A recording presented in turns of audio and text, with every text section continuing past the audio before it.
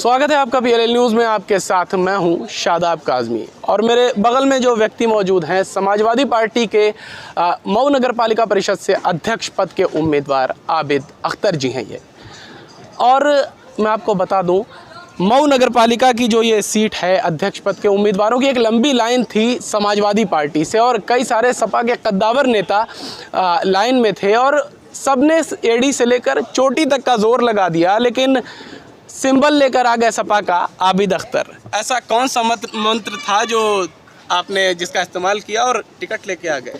यकीन, विश्वास। हाँ। माननीय राष्ट्रीय अध्यक्ष जी हमारे अखिलेश यादव का यकीन था मेरे ऊपर। उनको विश्वास था कि मैं इस लड़के को, इस कार्यकर्ता को टिकट अगर देते हैं तो ये जीत के आएगा। और मुझसे उन्होंने 1 साल पहले वादा किया था कि तुम तैयारी करो चेयरमैनी की मौके, हम तुम्हें वहाँ से लड़ाएंगे। तो और भी जो दूसरे प्रत्याशी हैं जो सपा के और आपसे वरिष्ठ नेता हैं, चेयरमैन भी रहे हैं, उन लोगों का भी दावा है, उनसे भी वादे किए गए थे और अरशद जमाल तो कह रहे हैं वो टिकट भी लेके आ गए थे।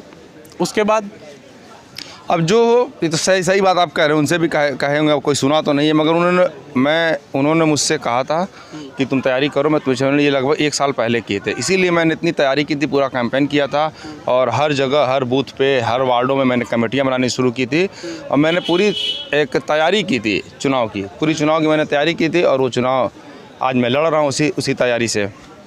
कहा जा रहा है आपको टिकट देने के पीछे भारतीय जनता पार्टी के इशारे पर सपा ने टिकट दिया है आपको। पूरे प्रदेश में अगर कोई बीजेपी से लड़ रहा है तो वो समाजवादी पार्टी लड़ रही है। सड़क से लेके सदन तक अगर लड़ रही तो समाजवादी पार्टी लड़ रही है। सरेंडर अगर कर रही है तो बहुजन समाज पार्टी कर रही है। सरेंडर अगर कर रही तो भारतीय समाज पार्टी कर रही है। ये एक प्रोपेगेंडा है जो हमारे पूर्व समाजवादी साथी ने अपने फ़ायदे के लिए हमारे ऊपर लगा रहे हैं, चूँकि उनको पता है कि बहुजन समाज पार्टी का कोई यहाँ पे मतलब नहीं है। इसमें पूरे प्रदेश में जिसके पास एक सीट सिर्फ एक सीट हो, वो भी उमाशंकर सिंह जैसे कद्दावर नेता अपने बलबूते पर जीते थे, उस पार्टी को कह रहे हैं कि हाँ लड़ाई में है। समाजवादी पार्टी के आज हमारे मोर देन 100 विधायक हमारे पास हैं। हर जगह हम लड़ रहे हैं, सदन से लेके सड़क तक। तो हमारे ऊपर इसलिए आरोप लगा रहे हैं कि लोग डिस्टर्ब हों और हमें वोट करें। उनका तो वजूद ही नहीं है बसपा का यहाँ पे, वो लड़ेंगे कैसे? अरे पिछला चेयरमैन बसपा का था। पिछला चेयरमैन बसपा का था, तो जो इस वक्त उस हाथी पे जो सवार हैं वो तो सिर्फ अब तक अपने कैरियर में सिर्फ एक चुनाव ही जीते हैं, सिर्फ ओनली 1 इलेक्शन जीते हैं। उनकी पत्नी चेयरमैन नहीं। अरे उनकी पत्नी न जीते हैं, वो लोकसभा हारे हैं। तो नहीं सुनिए ना, उनका हार का सुनिए। 2 बार वो हारे हैं, 2 बार वो हारे हैं वाइस चेयरमैन यहाँ से। फिर इसके बाद उनको रासुका लग गया था, बहुत से उसके ऊपर गंभीर ऑफेंस थे। रासुका लगा, नेताजी ने उनकी ज़मानत करवाई और जांच करवा के उनको बरी करवाया। उसी के बाद वो एक चुनाव जीते हैं, उसके बाद फिर वो हारे चुनाव। उनकी पत्नी सही बात है जीते, मगर लोकसभा हारे। लोकसभा में जब 2009 का चुनाव था, उस समय सारे बाहरी कैंडिडेट लड़ रहे थे यहाँ पे, ओनली सिंगल पर ये कैंडिडेट थे। और उतनी बुरी पोजीशन कभी नहीं हुई थी समाजवादी पार्टी की जब उनके दौर में हुई थी, वो चौथे पर गए थे। फिर 2017 का हारे चुनाव चेयरमैनी का, जितना वोट पाए थे उससे ज़्यादा चुनाव से वोट से हारे वो इलेक्शन वो। और वो कह रहे हैं कि मैं अपनी जीत का दावा कर रहे हैं। वो राष्ट्रीय अध्यक्ष जी ने तो उनसे वही हिसाब मांग रहे थे कि ये बताओ कि तुम इतने वोटों से हारे हो, वो लाओगे कहाँ से वोट तुम? वो हिसाब नहीं दे पाए 8 दिन रह के। तो अरशद जमाल ने ये भी कहा एक इंटरव्यू में, हमने इंटरव्यू उनका किया, तो उन्होंने ये भी कहा कि जो मैं हारा था तो जो जीता था सपा का जो पुराना नेता था यानी तैयब पालकी, उनको क्यों नहीं टिकट दे दिया? नहीं, उनके हिसाब से पार्टी चलेगी कि जब उनको टिकट मिल जाए तो वफादार और जब उनको टिकट ना मिले तो गद्दार। उनके हिसाब से वो मानक तय करेंगे टिकट डिस्ट्रीब्यूशन का और चुनाव प्रत्याशी चयन का। वो इसके पहले ही बवाद कर चुके हैं। पार्टी ने निष्कासित किया था आज़ाद लड़के, विधानसभा लड़े थे वो, 30-32 वोट पाए थे। और उसके बाद इन्होंने एजाज अहमद का टिकट काटा चेयरमैनी का, फिर इन्होंने अल्ताफ़ अंसारी का टिकट काटा, उसमें लड़ा। लोकसभा 2009 में अल्ताफ़ अंसारी का टिकट फाइनल हो गया था, ये अपना टिकट कटवा के बाद लड़े और उसका नतीजा जो है कि चौथे पर गई है। तो ये इलेक्शन सिर्फ एक जीते हैं, अपना पत्नी के नाम जीते रहेंगे। उस वक्त सीनेरियो दूसरा था, महिला सीट थी, हो सकता है उस वक्त जीत, मगर ये इलेक्शन सिर्फ एक ही जीते हैं अब तक। वो हारे हैं सारे इलेक्शन वो, और इस बार फिर वो बुरी तरीके से हारेंगे। इसलिए ये हमारा जो मूल जो वोट है समाजवादी पार्टी का, वो आज एक मजबूती के साथ खड़ा हुआ है। भाजपा ने जो कार्ड खेला है एससी प्रत्याशी दे के, उन बिखराव बसपा के वोट में होना है, सपा के वोट में बिखराव नहीं होना है। और बसपा और ये डमी कैंडिडेट हैं बीजेपी के, इनको लड़ाया गया जमाल जी। अच्छा, नुकसान हमारा तो नहीं हो रहा समाजवादी पार्टी का। समाजवादी पार्टी अभी विधानसभा लड़ी, यादव मुस्लिम एक साथ थे, और भी तमाम जो जातिगत कम्युनिकेशन हमारा नहीं बिखरा कहीं पूरे पूर्वांचल में। बसपा बिखर गई, तार तार हो गई। और इस समय जो कैंडिडेट है जो भाजपा ने दिया है, आप देखे होंगे एक पूर्व विधायक ने अपने लेटर पैड पे देते हैं कि मुस्लिम मुक्त कर दिया जाए, उसी लेटर पैड पे वो ऑर्डर होता है और हमारे जो नगर पालिका का एरिया बढ़ जाता है, ओस बढ़ता है, एससी उसमें वोट बढ़ते हैं, एससी वोट बढ़ते हैं, फिर एससी का प्रत्याशी आता है उससे। और बीएसपी में ये कभी रहे नहीं, राजनीति नहीं किए हैं, 37 साल कहते हैं हम सपा में राजनीति किए हैं, और अचानक ये इनको कौन सा इनको इंजेक्शन लगाया गया या कौन सा इनको डर हो गया कि अचानक ये बीएसपी में आ गए। टिकट नहीं मिला तो चलेगा। अरे टिकट तो इससे पहले भी नहीं मिला था उनको, 2007 में जब सरेंडर किए थे। तो वो यही तो कह रहे हैं कि जो है किसी नेता को टिकट देते, अगर मेरा टिकट काट के सपा के नेता को, तो मैं नहीं लड़ता। लेकिन जिसको राजनीति में आए हुए महीना 2 महीना हुआ है, बिल्कुल नया चेहरा है जिसको कोई जानता नहीं है, उसको आरएसएस और भाजपा की करीबी उसकी थी, उन्होंने पैरवी किया तो टिकट दे दिया, इसलिए मैं छोड़ रहा हूँ। वो मानक न तय करें अपना। वो लोगों के लिए न बताएं कि कौन नेता है कौन नेता नहीं है, वो परिभाषा तय न करें। हम समाजवादी पार्टी में 2012 से युवजन सभा में महासचिव हैं, फिर उसके बाद इधर 2017 से लगातार मैं मेन कमेटी में हूँ। हर धरना हर प्रदर्शन में हम रहे हैं, हर आयोजन में रहे हैं, और मैं यहाँ पे डेलीगेट्स में भी मेंबर रहा हूँ। तो ये तय करेंगे कि कौन नेता है कौन नहीं, कि हमारा टॉप लीडरशिप तय करेगी। अच्छा, उन्होंने ये भी कहा कि जनता को जब ज़रूरत पड़ती है अपने नेता की, कोविड हो या जो भी ऐसी समस्या ऐसी आपदा आती है, तो अरशद जमाल फील्ड में रहे, आबिद अख्तर कहाँ थे? क्या बात करते हैं, उनसे पूछिए। कोविड में गैस सिलेंडर किसने अवेलेबल कराया, कोविड में खाना किसने बांटा, पूरा हमारा। और ये कई ग्रुप्स गवाह हैं यहाँ पे, जो पूछिएगा खुद अरशद जमाल से पूछिएगा कि खाने की सप्लाई किसने की थी यहाँ पे पूरे। हमारे पास सेंट्रल किचन की व्यवस्था थी, हमारे पास खाना के बैकअप है, और हमने पूरे खाने व्यवस्था की, ऑक्सीजन सिलेंडर मुहैया कराया, और हमने ही पास सारे लोगों को इशू करवाया, और सारा शहर गवाह है। किसी से पूछ लीजिएगा, आबिद अख्तर ने अपने पर्सनल रेफरेंस से सारे लोगों की मदद करवाई। दिन रात दौड़ के हमने हमारे तमाम, मैं बायो का स्टूडेंट रहा हूँ, तमाम हमारे डॉक्टर्स यहाँ पर दोस्त हैं। डॉक्टर सत्यानंद राय हमारा क्लास फेलो है, डॉक्टर ए के सिंह हमारे जो बच्चों के डॉक्टर वो क्लास फेलो हैं, डॉक्टर प्रकाश क्लास फेलो है, और आपके डॉक्टर शाहिद यहाँ पर वो भी हमारे बड़े करीबी में से हैं।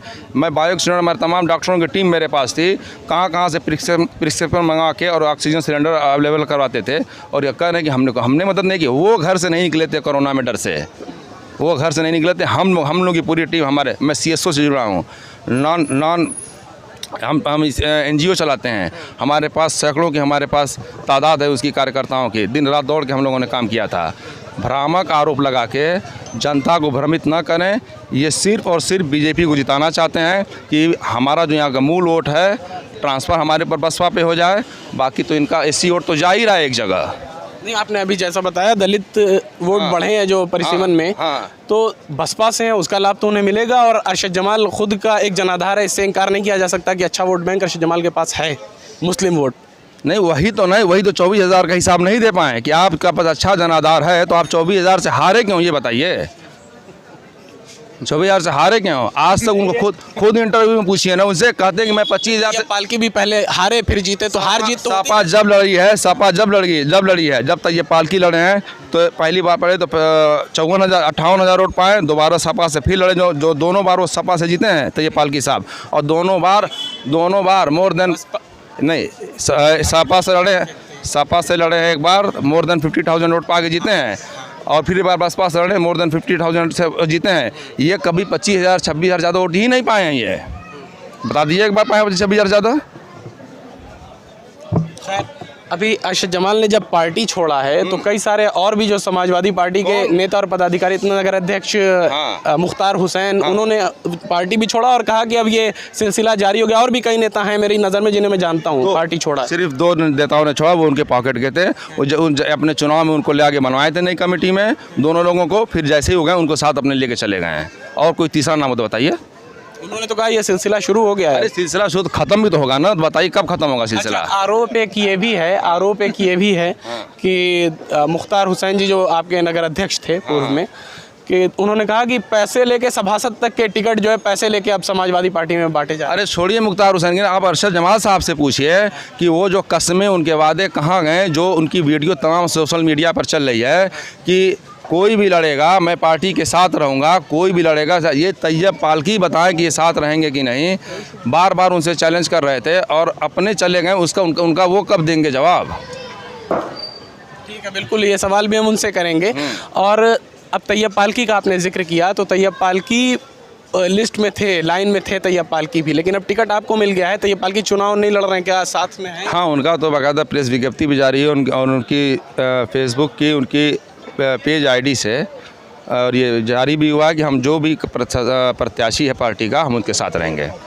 अभी लड़ाई किससे देख रहे हैं? हमारी लड़ाई सिर्फ ओनली बीजेपी से है, सिर्फ और सिर्फ बीजेपी से। अरशद जमाल लड़ाई से बाहर हैं? अरशद जमाल तो 25,000 से कभी ज़्यादा वोट ही नहीं पाए हैं, वो लड़ेंगे कहाँ से वो? अच्छा, बता दीजिए एक बार 25,000 तो पाए हो तो। वो स्वयं बताएंगे, उनका प्रवक्ता मैं नहीं, कितने में से कोई बता देना, मैं बता दे रहा हूँ ना। वो पहली बार जब चेयरमैन हुए तब भी 25,000 पाए, फिर उसके बाद वो लड़े समाजवादी पार्टी से तब भी पाए उतना ही, 25-26 जो भी है, मतलब 30 के नीचे और 25 के बीच में, एग्जैक्ट नहीं या फिगर बता रहा हूँ, मगर 25 और 30 के, वो 25 और 30 के बीच से ज़्यादा कभी वोट ही नहीं पाए हैं। अगर बता देंगे कभी ज़्यादा पाए, मैं अपने नॉमिनेशन वापस ले लूँगा, अभी टाइम है। चलिए ठीक है, अब ये बता दीजिए, अगर आप चुनाव जीत जाते हैं और चेयरमैन बन जाते हैं तो फिर आपके मुख्य कदम क्या होंगे? सिर्फ 3 काम हम करेंगे, डेवलपमेंट डेवलपमेंट डेवलपमेंट, विकास विकास विकास। नगर पालिका का जो मूल काम है, जो बेसिक काम है, जहाँ हम खड़े हैं, ये खड़ंजा, नाली, पानी, सड़क, इसकी व्यवस्था अभी पूरी दुरुस्त हो नहीं रही है। तो मैं तीसरी चीज़ की क्यों बात करूं? जो मेन चीज़ है वो पहले सही हो जाए तो उसके बाद फिर बिल्डिंग और फ्लाईओवर की बात होगी, उसके बनाने वाले लोग हैं। यहाँ पर जो मेन जिम्मेदारी है कि हम उस नगर को साफ़ रखना है, सैनिटेशन होना चाहिए, पानियाँ साफ़ आना चाहिए, रास्ते सही होना चाहिए। उसके बाद जगह आपके पास बचती है तो पार्क होना चाहिए बच्चों के लिए, बुज़ुर्गों के लिए, हम सब के लिए, वहाँ पर वो टहलें, साफ़ हवा लें। जो मेन जो बेसिकली काम है उसको हम करेंगे और बहुत ही उसमें गुणवत्तापूर्वक रहेगी और लोगों की जिम्मेदारियाँ तय होगी। ये थोड़ी ना कि बकरीद आ गई, सामान पर फड़ा सड़क पे फैल रहा है और कोई उसको उठाने वाला नहीं है। बकरीद तो आज आ नहीं गई, उसकी तैयारियाँ तो किसके दौर में ये हुआ है? सबके दौर में हुआ है, सबके दौर में हुआ है, मेरे दौर में नहीं होगा। ठीक है, बहुत धन्यवाद आपका। तो ये थे आबिद अख्तर जी, समाजवादी पार्टी के प्रत्याशी, जिनके बड़े सारे दावे और वादे हैं। अब देखना ये होगा कि कितने खरे उतरते हैं अपने वादों पर। वीडियो अच्छा लगा हो तो इसे लाइक और शेयर ज़रूर करें। हमारे चैनल पर नए हैं तो चैनल को सब्सक्राइब कर लीजिए। धन्यवाद।